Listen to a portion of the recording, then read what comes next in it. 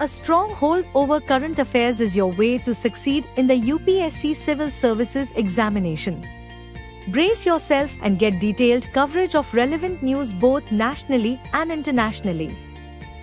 With the monthly current affairs revision program starting from 26th October at 5 p.m.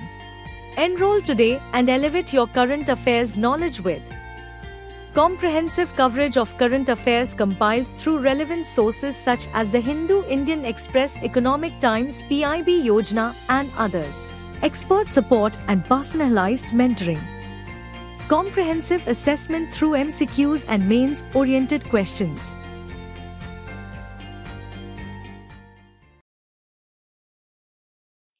Hello and welcome to this edition of News Today. Without delay, let's have a look at the headlines first. 555th Guru Nanak Jayanti celebrated across India and the world. Villages in Odisha recognized by Intergovernmental Oceanographic Commission of UNESCO or UNESCO IOC as tsunami ready. BSNL launches India's first direct-to-device or D2D satellite connectivity. The world marks first International Day against transnational organized crime. Raising ambition and accelerating delivery of climate finance report released. First of its kind Finance Commission's conclave organized by Ministry of Panchayati Raj. In our first news for the day, we'll be looking at how the 555th Guru Nanak Jayanti is being celebrated with great reverence across India and around the world. On this occasion, the Indian Prime Minister extended heartfelt greetings, emphasizing the profound teachings of Sri Guru Nanak Dev Ji. The Prime Minister noted that these teachings inspire us to embody compassion, kindness, and humility in our daily lives. Guru Nanak Jayanti marks the birth of the first Sikh Guru, Guru Nanak Dev Ji, who laid the foundation of Sikhism. His teachings continue to guide millions around the world.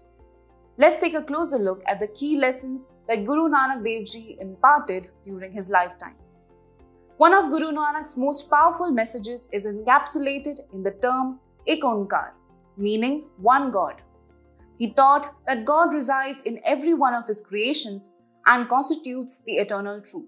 Guru Nanak also emphasized the importance of truthful living, declaring that truth is the highest value one can uphold in life.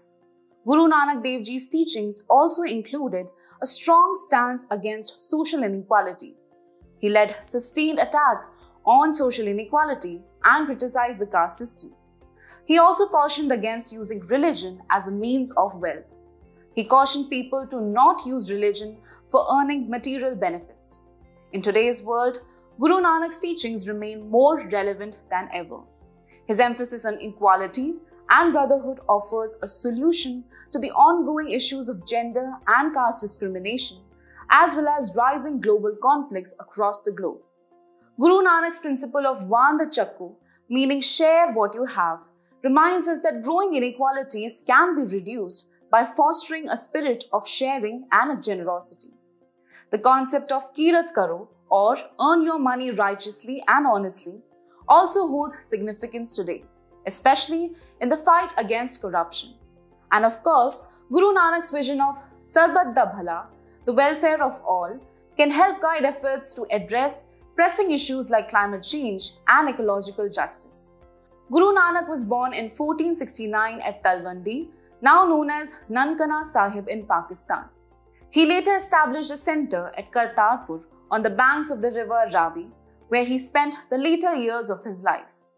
Guru Nanak's idea of liberation was not a state of inert bliss, but rather the pursuit of active life with a strong sense of social commitment.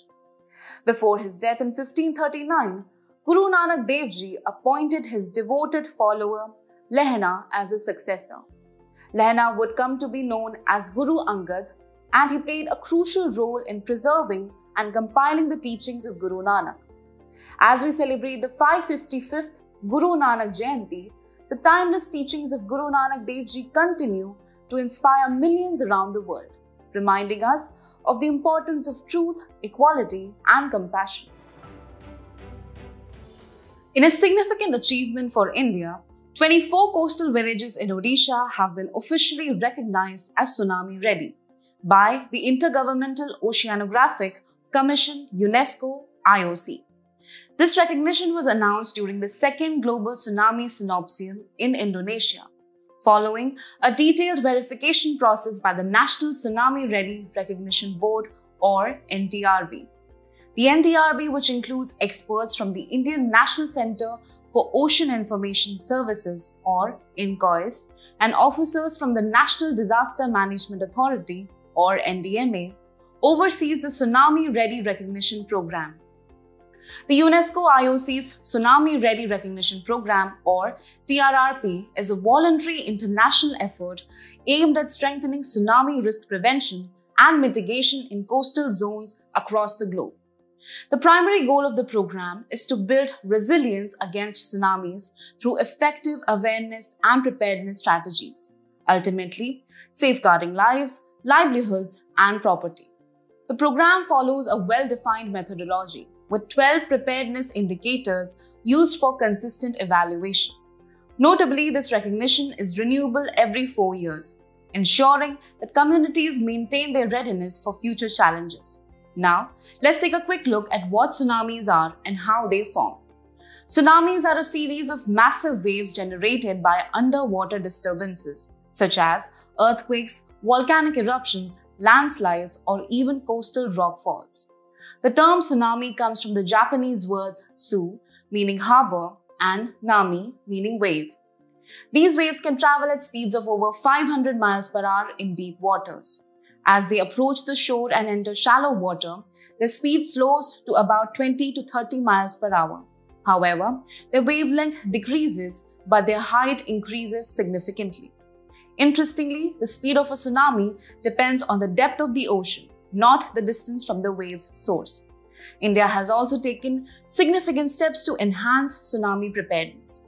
The Indian Tsunami Early Warning Center, or ITEWC, has been providing tsunami advisories to 25 countries in the Indian Ocean region, ensuring effective last-mile connectivity.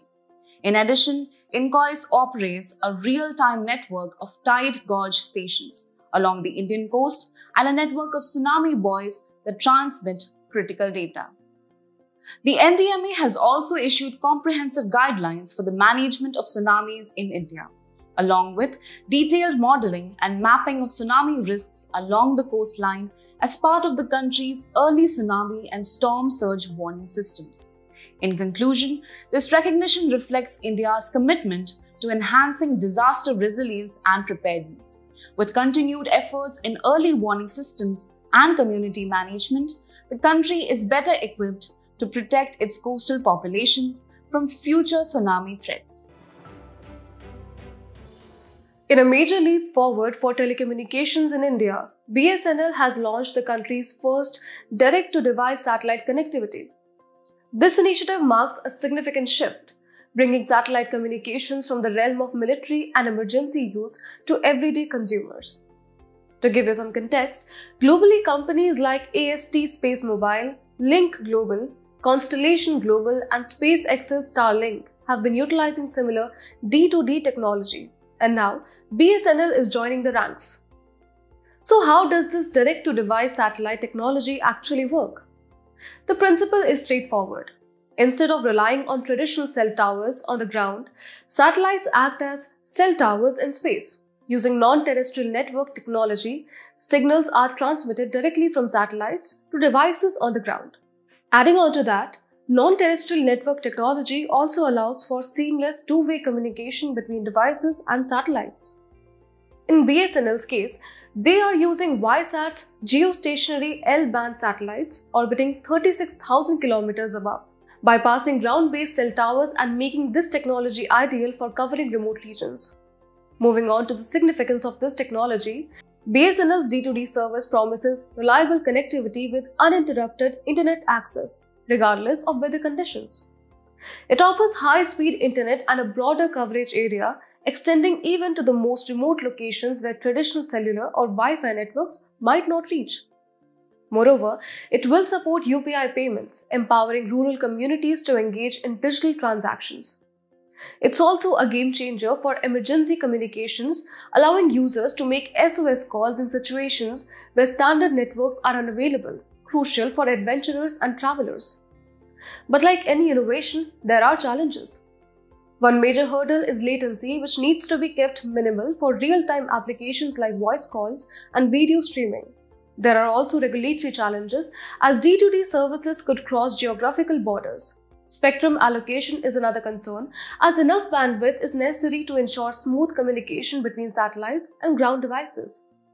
Compatibility with a variety of smartphones and operating system is essential, and signal propagation challenges such as dealing with interference in diverse environments must be addressed. Moving ahead, the world marks the very first International Day Against Transnational Organized Crime, declared earlier this year in March by the UN General Assembly. From now on, November 15th will be dedicated to raising awareness and fighting all forms of transnational organized crime, also known as TOC. So what exactly is transnational organized crime? TOC refers to organized crimes that crosses national borders, involving groups or networks operating in multiple countries to plan and execute illegal business ventures. The forms of TOC are wide-ranging, including drug trafficking, migrant smuggling, human trafficking, money laundering, firearms trafficking, and counterfeit goods. Back in 2019, the UN Security Council expressed serious concerns over the growing connection between terrorism and organized crime, urging nations to tackle this dangerous nexus through appropriate policy measures. Let's explore these linkages in more detail. One significant connection is the financing of terrorism, where organized crimes often serve as a funding source. For example, Northeast-based militant groups have been known to fund their activities by acting as couriers for illegal drugs and arms.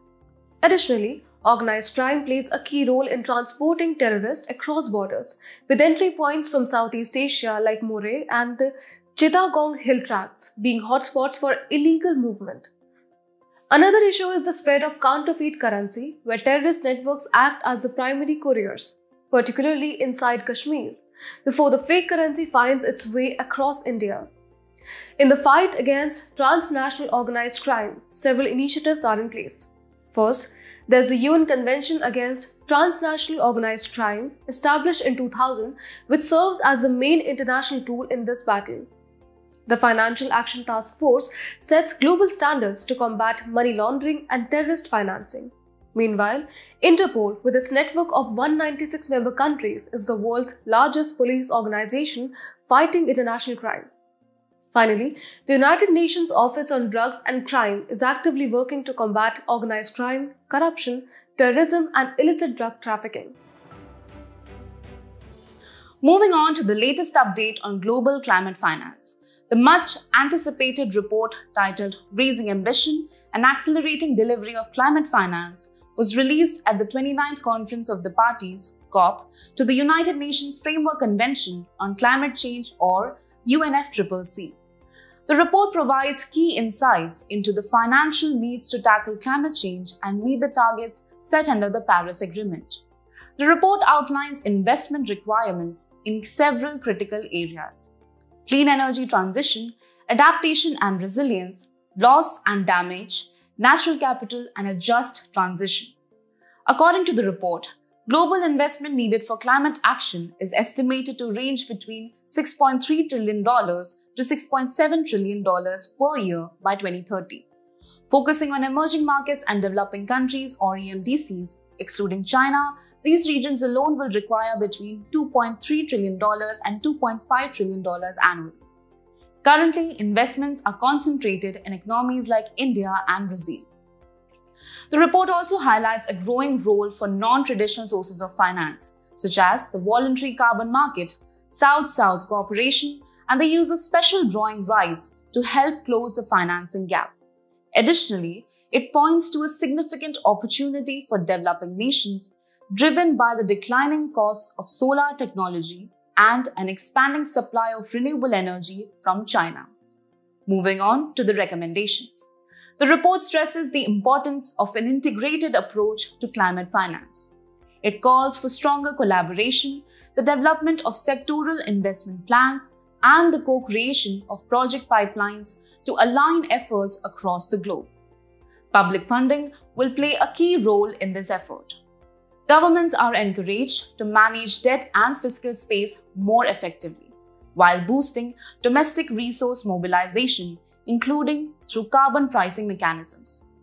On the private investment front, the report urges the reduction of capital costs, the expansion of concessional finance options, and the exploration of the potential of carbon markets. The report also highlights the role of multilateral development banks. They are urged to work towards tripling their lending capacity by 2030 as part of the new collective quantified goal on climate finance, or NCQG. Finally, let's look at various mechanisms that facilitate climate finance. Among these are the Global Environment Facility, established in 1991, which addresses global environmental issues, including climate change, and the Green Climate Fund, created in 2010 at COP16 in Cancun, which supports developing countries in their climate efforts. And of course, the new Collective Quantified Goal, NCQG, currently under discussion, which aims to set a new financial target to support developing countries in their climate actions beyond 2025. In conclusion, the report underscores the urgent need for increased global investment and collaboration to address climate change. With targeted actions and innovative financing solutions, there is hope for a more sustainable and resilient future for all nations. Moving ahead, let's focus on an important development in local governance. The Ministry of Panchayati Raj recently organized the first ever Finance Commissions Conclave, shining a spotlight on the role and relevance of State Finance Commissions, or SFCs. To begin with, let's talk about the State Finance Commissions. These commissions are mandated under Article 243I of the Constitution, which requires the governor of each state to establish an SFC within 1 year of the 1992 Constitution 73rd Amendment Act. These commissions are to be set up every 5 years. Their primary task is to review the financial position of local bodies, including panchayats and municipalities, Article 243Y, and make key recommendations. These recommendations focus on the distribution of taxes between the state and local bodies, the determination of taxes and duties that may be assigned to these local entities, and the allocation of grants in aid by the state. Now, despite this clear mandate, there are several concerns associated with SFCs. Many states haven't been establishing their SFCs on time. According to the 15th Finance Commission report of 2020, only 15 states have set up their 5th or 6th SFCs. Additionally, the lack of accurate data from states often results in ad hoc recommendations, while there are also frequent delays in the action taken reports presented by governors to the legislature. Unlike the recommendations of the Central Finance Commission, those of the SFCs are often overlooked by states. However, some measures have been taken to address these concerns. The 15th Finance Commission's 2020 report recommended that states failing to comply with constitutional provisions regarding SFCs would not receive grants after March 2024. This has led to a positive shift, with all states except Arunachal Pradesh now having established their SFCs. This conclave underscores the need for stronger financial oversight at the local level, emphasizing the importance of timely and accurate recommendations to ensure that local bodies have the resources they need to function effectively. The personality news for today is Birsa Munda. He is in news as the Department of Posts released a special postage stamp on the 150th birth anniversary of Birsa Munda on Janjatiya Gaurav Divas. Birsa Munda was born in 1875 in a remote village named Ulihatu of the Kunti district of Jharkhand. Moreover, he is also known as Dharti Aba, or Father of the Earth. If we talk about his key contributions, then he revived the traditional tribal culture and also founded a new sect known as the Birsait, and was also called Bhagwan by his followers. Birsa Munda stressed the importance of prayer, staying away from alcohol, and having faith in God. He also led Ulgulan, or the Great Tumult or Great Rebellion, in a sharp response to the land encroachment and forced labour policy of the British Raj. Through his actions, he showcased the values of passion, sacrifice, courage, justice, leadership, and more. As we conclude today's main news, let's have a look at some quick updates. The World Energy Employment 2024 report has been released by the International Energy Agency. Notable findings of the report include that global energy employment has outperformed broader labor market trends in 2023. Additionally, clean energy remains the primary engine of job growth. Avian botulism is considered to be the reason behind mass death of birds in Rajasthan. Avian botulism is a serious neuromuscular disease. The causal agent is a toxin produced by the bacterium Clostridium botulinum. Favorable conditions for outbreak of this disease are warmer water temperatures and anoxic or oxygen-deprived conditions. The Narcotics Control Bureau or NCB has seized 700 kg of methamphetamine as part of Operation Sagar Manthan. Methamphetamine is a powerful, highly addictive stimulant that affects the central nervous system. This operation was launched by NCB in coordination with the Indian Navy and Indian Coast Guard. Consumption of kodo millet is considered to be the reason behind the death of wild elephants in Madhya Pradesh's Bandhavgarh. Kodo millet is also known as kodra and varagu in India and is a staple food for many tribal sections. It's rich in dietary fiber and minerals like iron and antioxidants. National Press Day, observed annually on November 16th, celebrates the establishment of Press Council of India or PCI. PCI was first established in 1966 under Indian Press Council Act 1965 following recommendations of the first Press Commission. Rare cat snake spotted in Bihar's Valmiki Tiger Reserve. Common cat snake is far less venomous than other snake species and is also considered extremely rare. Valmiki Tiger Reserve is the 18th tiger reserve in the country and the only tiger reserve of Bihar. Ministry of External Affairs delegation offers Afghanistan access to Chabahar Port during meeting with Defense Minister. Chabahar Port is located at the mouth of the Gulf of Oman. This gives India an alternative route that bypasses Pakistan, which does not allow India land access for trade with Afghanistan and Central Asia. The Tamil Nadu Forest Department is experimenting with the removal of invasive plants in Mudumalai Tiger Reserve or MTR. Invasive species is a species that is non-native or alien to the ecosystem. Sienna tora plant is native to Central America and prefers drier areas and grasslands to grow. Before we sign off, let's challenge your understanding in today's installment of Test Your Learning.